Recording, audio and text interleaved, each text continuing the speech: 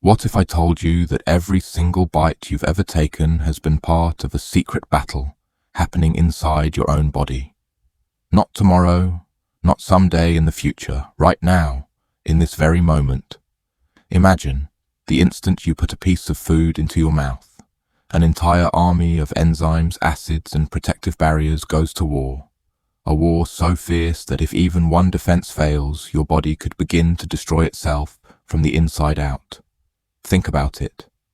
You've been told digestion happens in the stomach. But what if I told you that the real story starts long before that first swallow and continues in ways that would absolutely shock you? Acid strong enough to melt metal. A protective shield of mucus that decides whether you survive a meal unharmed. A muscular gatekeeper that controls your very access to energy. This isn't just biology, it's survival. Welcome to the Wellness Way. In today's journey, we're pulling back the curtain on what really happens to food inside your stomach. Trust me, you'll never look at a simple meal the same way again. And before we dive deeper, hit that subscribe button to support the channel, because what you're about to learn will change the way you see your own body forever. Most people believe digestion begins once food hits the stomach. That's the common picture we've all carried in our minds. You eat, the food slides down, and your stomach does the heavy lifting. But the truth is far more surprising, and to me it was downright shocking when I first discovered it. Digestion doesn't wait politely until your meal arrives in the stomach. It begins the moment food touches your lips, and the story from that point on is much more dramatic than we ever realize. Let's start with the mouth, an everyday tool we take for granted. To most of us, chewing feels like a simple mechanical task. Break food into smaller pieces so it's easier to swallow. But inside your mouth, a highly coordinated performance is happening. Your teeth act like grinders, yes, but the real magic begins the moment your salivary glands kick in. Saliva isn't just spit, it's a sophisticated chemical cocktail. Every drop contains enzymes, tiny molecular machines, that immediately start dismantling the food you've just placed inside. One of the key players is amylase, an enzyme that begins breaking down complex carbohydrates like bread, rice, or pasta into simpler sugars your body can later absorb. Think about that. While you're still chewing, your food is already being chemically transformed. But saliva does even more. It acts like a bodyguard, carrying antimicrobial agents that kill bacteria before they ever have the chance to invade. That small detail floored me when I first learned it. The very moment you take a bite of an apple or a slice of pizza or even that sour candy that makes your cheeks ache, your body is simultaneously breaking it down and protecting you from harm, all within seconds.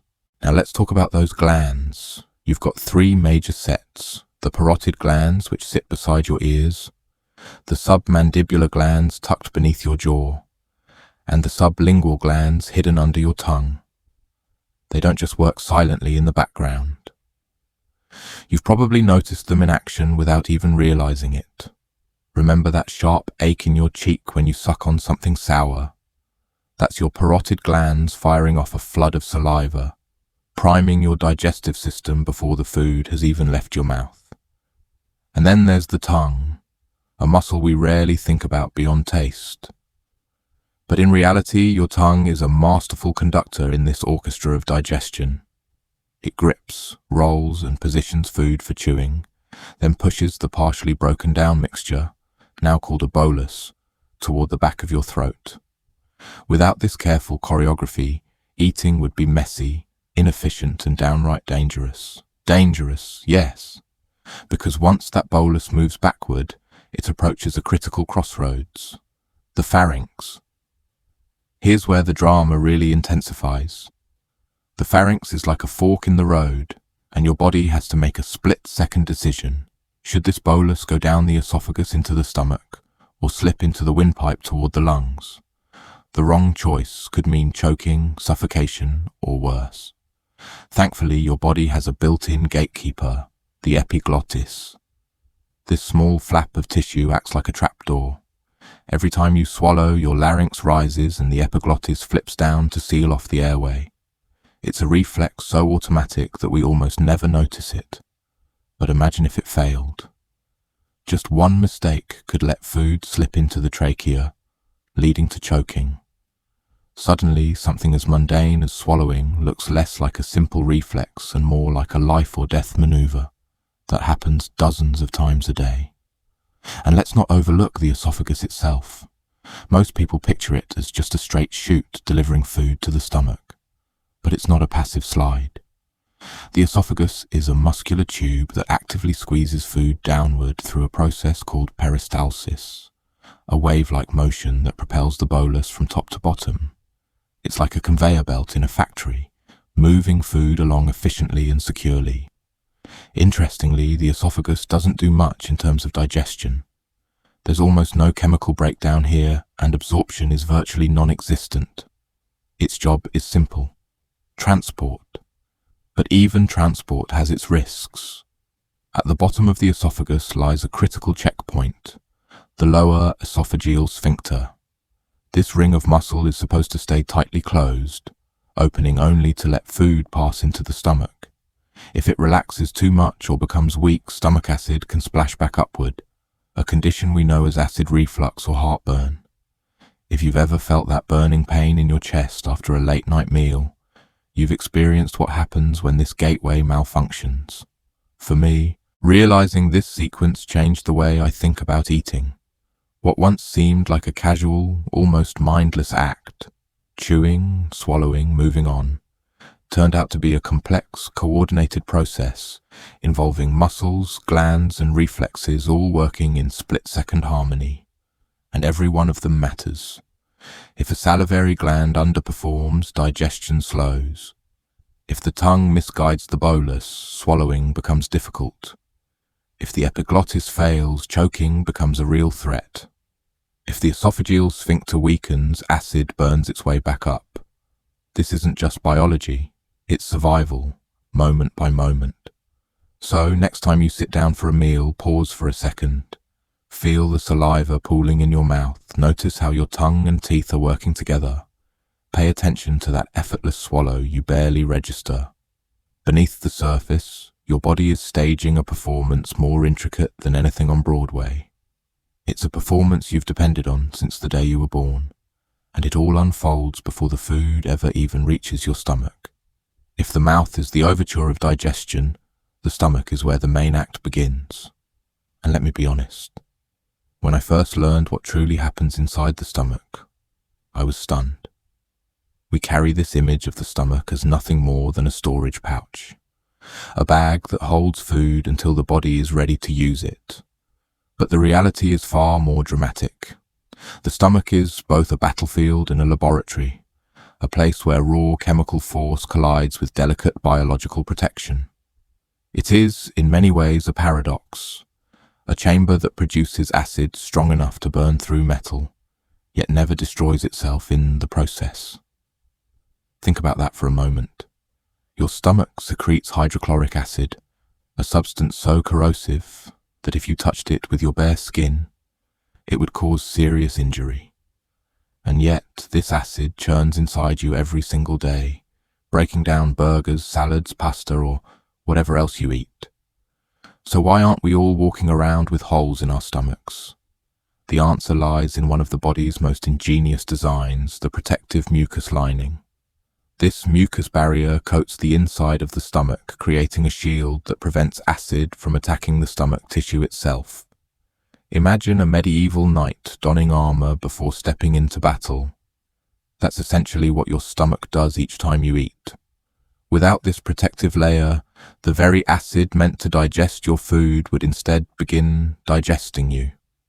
When I realized this, I couldn't help but think about people who suffer from ulcers or gastritis. In those cases, the armor has been weakened or pierced, and the acid finally gets the upper hand. The pain, the burning, even internal bleeding, it all comes from a war happening inside, when the shield can no longer hold. But acid isn't the stomach's only weapon. This organ also recruits a range of specialized cells, each with its own role, in the digestive drama. Parietal cells are the acid producers, pumping out hydrochloric acid with almost ruthless efficiency. They also release intrinsic factor, a crucial substance that allows your body to absorb vitamin B12 later in the digestive tract.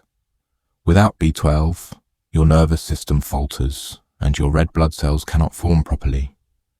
Suddenly, a small detail inside the stomach becomes a cornerstone of your overall health. Then there are the chief cells, which release an inactive substance called pepsinogen. Alone, pepsinogen does nothing.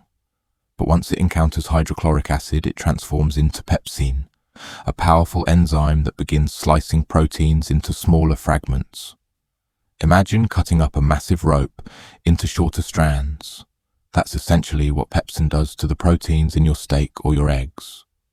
It's a chemical collaboration. The acid activates the enzyme, and the enzyme then does its job, each step depending on the other. And let's not forget the stomach's remarkable architecture. It's not just a hollow sac. The stomach wall is layered with muscle that contracts in rhythmic waves, mixing food with acid and enzymes until it becomes a semi-liquid substance called chyme. Watching a demonstration of this made me realize the stomach isn't passive storage at all. It's a muscular, churning machine, constantly kneading and turning food so every particle gets exposed to digestive juices. Without this mixing, digestion would be patchy, incomplete, inefficient. What struck me most when I studied this is how precarious the balance really is. Too little acid, and digestion slows. Proteins aren't broken down properly. Nutrients slip through unabsorbed, and harmful bacteria might survive. Too much acid, or a weak mucus barrier, and the stomach begins to digest itself. It's a tightrope act, performed day in and day out without our conscious awareness. And like any delicate system, it can fail. Conditions like acid reflux, ulcers and gastritis aren't random misfortunes. They're the visible consequences of this balance tipping too far in one direction. Consider acid reflux. When the lower esophageal sphincter relaxes too much, acid splashes upward, irritating the esophagus.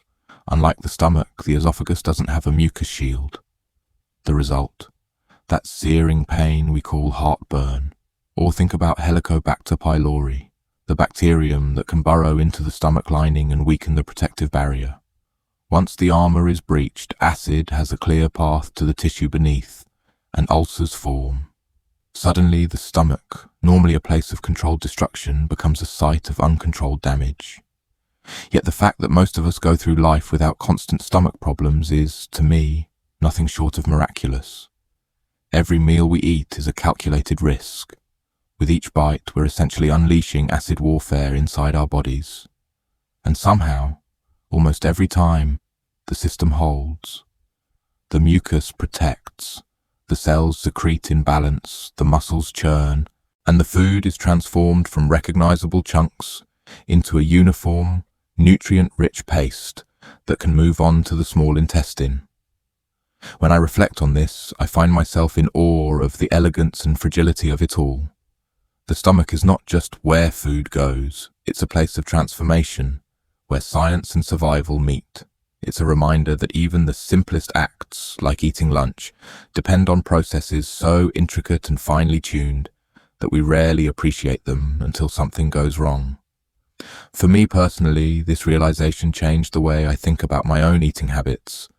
I used to wolf down meals without a second thought, assuming my stomach would handle it. Now I think about that churning, acid-filled chamber inside me and the protective mucus working overtime to keep me safe. It makes me want to slow down, chew properly, and give my digestive system the respect it deserves. Because once you've seen what really happens inside the stomach, you can't unsee it. You begin to understand that every meal is both ordinary and extraordinary, a daily reminder of the balance between destruction and protection that keeps us alive. By the time food has been churned, soaked in acid, and transformed into chyme inside the stomach, you might think the hard work is over. Surely, at this stage, the body simply dumps everything into the small intestine and lets absorption do the rest. But here's the twist. The stomach doesn't release its contents all at once. It holds them back, drip by drip, under the careful command of a muscular ring called the pyloric sphincter. This small structure, no bigger than a few centimeters, might be one of the most underrated heroes of digestion. To me, it feels like the quiet security guard at the door of an exclusive club, deciding who gets in, when, and how much at a time. Without this control, digestion would turn chaotic. Imagine emptying an entire pot of soup into a funnel all at once. It would overflow, overwhelm the system, and leave a mess. The pyloric sphincter prevents that kind of disaster inside our bodies. Here's how it works. The pyloric sphincter sits at the exit of the stomach, right where it meets the small intestine. Its job is to regulate the release of chyme, the semi-liquid mixture of food, water, and gastric juices. Instead of letting the stomach dump it all in one go, the sphincter opens briefly, allowing only a small portion through. Then it closes again, giving the small intestine time to process what just arrived. This slow, measured release ensures maximum nutrient absorption. It's not just efficiency, it's survival strategy. When I first learned about this, I realized how easy it is to underestimate the importance of pacing. We live in a culture that glorifies speed. Fast food, quick fixes, instant results. But inside the body, success comes from patience and timing. The pyloric sphincter embodies this principle. By slowing down, it gives enzymes and intestinal cells the chance to extract vitamins, minerals, proteins, and sugars in a way that keeps us nourished and energized. Without this pause, much of what we eat would pass through without ever being fully absorbed. Think about what happens if this gatekeeper fails. If the pyloric sphincter releases chyme too quickly, a condition called dumping syndrome, the small intestine is flooded. Nutrients rush through before they can be properly absorbed, leading to dizziness, cramping, and malnutrition. On the other hand, if it stays too tight, food lingers in the stomach, causing bloating, nausea, and even vomiting. It's a reminder that balance, once again, is everything. What fascinates me most is the way this small muscle connects the two halves of digestion. The stomach is the destroyer, breaking food down into fragments with acid and enzymes. The small intestine is the nurturer, absorbing those fragments and turning them into fuel. The pyloric sphincter is the bridge between destruction and nourishment. Without it, the whole system would collapse into chaos. I once compared it in my mind to a dam controlling the flow of water into a river. If the dam bursts, the flood wipes everything out downstream. If it refuses to open, the reservoir stagnates and becomes toxic. Only by opening and closing at the right moments does it sustain life. That's exactly what the pyloric sphincter does with every meal you eat. It also makes me think about how little control we consciously have over this process. You can't decide when the sphincter opens or how much it lets through. It operates entirely on its own, guided by signals from nerves and hormones that monitor the stomach and intestines. That means for all the conscious choices we make about what to eat, there's a whole world of unconscious intelligence inside us that determines how that food is used. To me, that's both humbling and awe-inspiring. There's also a lesson here that goes beyond biology. The pyloric sphincter teaches us about the power of moderation. In life, just like in digestion, timing and pacing matter. Pour too much energy into something at once, and you burn out. Hold back too much, and you stagnate. But release things in measured doses, and you thrive. It's incredible to think that such wisdom is built into the very fabric of our bodies. Sometimes, when I sit down to a meal now, I imagine what's happening beyond the bite. I picture my stomach muscles grinding away, the acids and enzymes doing their work, and then that quiet, powerful gatekeeper standing at the exit, choosing when to let a little more chyme flow into the small intestine. It's a hidden drama, a reminder that my survival depends on processes I'll never see with my eyes but benefit from every single day. The more I reflect on it, the more I realize that digestion is not just about breaking food into nutrients. It's about precision, timing, and coordination.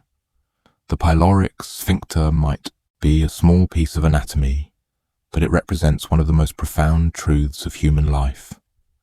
Strength isn't just about force, it's about control. So, the next time you finish a meal and sit back, feeling satisfied, remember what's happening inside. A small muscle, no bigger than a thumb, is quietly deciding how to turn that meal into the energy you need to live. To me, that's nothing short of extraordinary. When I step back and look at the full journey of digestion, I can't help but feel a deep sense of wonder. What begins as a simple bite of food quickly transforms into a story of survival, precision, and balance. From the mouth, where saliva and enzymes launch the opening act, to the stomach, where acid and mucus wage their silent war, and finally to the pyloric sphincter, the quiet gatekeeper that decides how energy enters the bloodstream. Each stage is a reminder that life depends on details we rarely stop to notice. For me, learning about these processes wasn't just a science lesson. It was a shift in perspective. I used to think eating was casual. Chew, swallow, forget. But now I see it differently. Every meal is a performance, a hidden symphony where each instrument must play its part in perfect timing. If one section falters, the music collapses. If the saliva doesn't flow, if the stomach's armor weakens, if the sphincter opens too quickly or too slowly, the consequences ripple through the entire body. What strikes me most is how these processes mirror life itself. In the stomach, there's destruction, but only to create something new. Isn't that what growth often feels like? We break down old habits, old identities to build something stronger. In the pyloric sphincter, there's restraint, a reminder that too much too fast can overwhelm us, while patience allows things to unfold in harmony. Even the humble act of swallowing requires trust, letting go and believing the body will do its job. The lesson I carry into daily life is simple. Respect the systems that sustain you. That means eating more mindfully, chewing slowly, choosing foods that nourish rather than punish, and remembering that digestion isn't indestructible. It's resilient, yes, but also fragile. The better we care for it, the better it cares for us. And beyond food, it's a call to embrace balance and moderation in everything. Just like the body, our lives thrive when we pace ourselves, protect what matters, and allow change to happen in stages rather than in floods. So here's my invitation to you. The next time you sit down for a meal, pause for a second. Think about the orchestra inside you, the hidden symphony performing for your survival. Let it remind you to eat with gratitude and live with intention. Now I want to hear from you. Have you ever thought about what really happens to food after you swallow it? Share your perspective in the comments. I'd love to see how this hidden world resonates with you. And if you found this journey eye-opening, don't forget to subscribe to The Wellness Way. Your support keeps this channel alive and inspires me to keep exploring the extraordinary secrets of the human body with you.